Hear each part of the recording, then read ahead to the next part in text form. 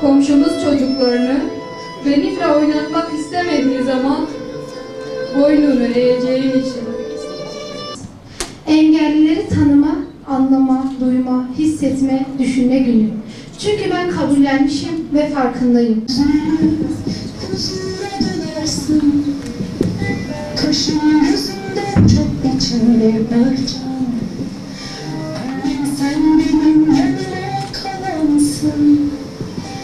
Hani bir biblo vardı kırdığım, üstüne ne kırgınlıklar yaşadım.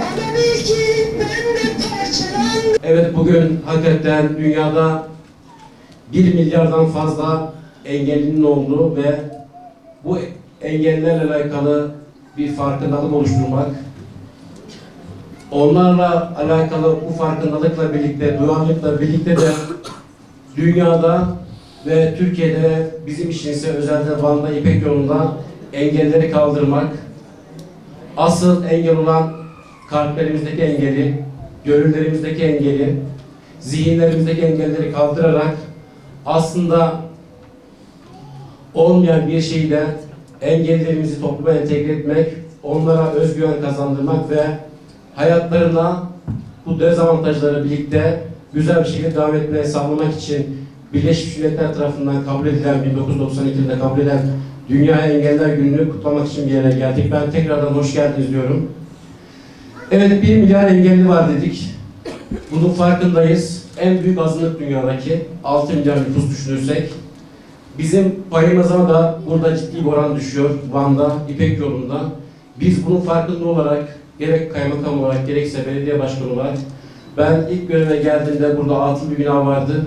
Bu oranın farkında olduğumuz için aslında görmek istemediğimiz veya bazen de görüp görmediğimiz engellerimizle alakalı yoğun bir çalışmaya girdik ve 6 aylık kısa bir süre içerisinde burada engellerimiz için, engellerimizin ikinci evi olan bir akademiyi onlara kazandırdık ve bugün çok mutlu bir şekilde söylemek istiyorum ki 550'ye yakın kursiyer bir fiil engelsiz yaşam akademisinden faydalanıyor.